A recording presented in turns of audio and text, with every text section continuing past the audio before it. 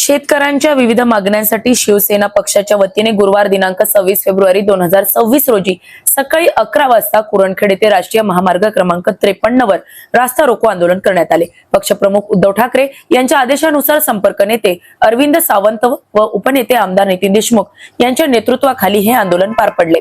केंद्र सरकारने अमेरिकेसोबत केलेल्या व्यापार करारामुळे शेतमालाच्या भावात घट झाल्याचा आरोप करत हा करार तात्काळ रद्द करण्यात यावा अशी मागणी आंदोलकांनी केली। अमेरिकेसोबतच्या करारामुळे देशातील कृषी बाजारपेठेवर विपरीत परिणाम होऊन स्थानिक शेतकऱ्यांचे उत्पन्न कमी होण्याची भीती असल्याचा दावा शिवसेना व शेतकरी संघटनांनी व्यक्त केला। तसेच राज्य सरकारने अतिवृष्टीग्रस्त शेतकऱ्यांसाठी हेक्टरी 17,000 रुपये पीक विमा अनुदान जाहीर केले असले तरी ती मदत अद्याप शेतकऱ्यांच्या खात्यात जमा झालेली नाही अशी तक्रार आंदोलकांनी केली। मुख्यमंत्री देवेंद्र फडणवीस यांच्या नेतृत्वाखाली सरकारने जाहीर केलेली मदत तात्काळ वितरित करावी अशी मागणी करण्यात आली।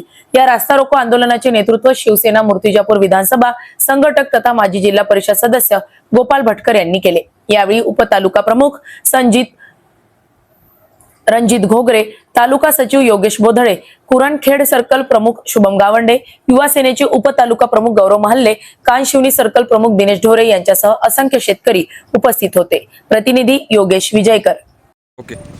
गेल्या 15 दिवस अगोदर आपण पाहिलं असेल आपल्या शेतमालाचे भाव हे काही प्रमाणात वाढलेले होते, पण आता मधातल्या काळात काय झालं की आपला जो भारताने जो अमेरिकेसोबत व्यापार करार केलेला आहे त्या व्यापार करारामुळे आपले कापूस असो, सोयाबीन असो, तूर असो याचे भाव कमीत कमी 1000-1500 रुपयांनी खाली आलेले आहेत। आणि हा जो व्यापार करार जो रद्द झाला नाही तर आपले शेतमालाचे भाव हा पूर्णपणे पडलेले आहेत आणि यांनी जे आयात धोरण जे अवलंबवलेलं आहे त्याचं आपल्या शेतकऱ्यांसाठी खूप हे नुकसानकारक आहे। त्यासाठी आपण हे आज पूर्ण जिल्हाभर म्हणजे 53 ठिकाणी आज रास्ता रोको आंदोलन करत आहे। याच्यातून आपल्याला सर्व शेतकऱ्यांच्या माध्यमातून आपल्याला एकच सांगायचं आहे, जो अमेरिकेसोबत जो व्यापार करार झालेला आहे तो तात्काळ रद्द करण्यात यावा आणि हेक्टरी जे महाराष्ट्र सरकारनं 17,000 रुपये पीक विम्याचे जे जाहीर केले होते ते सर्व शेतकऱ्यांना तात्काळ देण्यात यावे।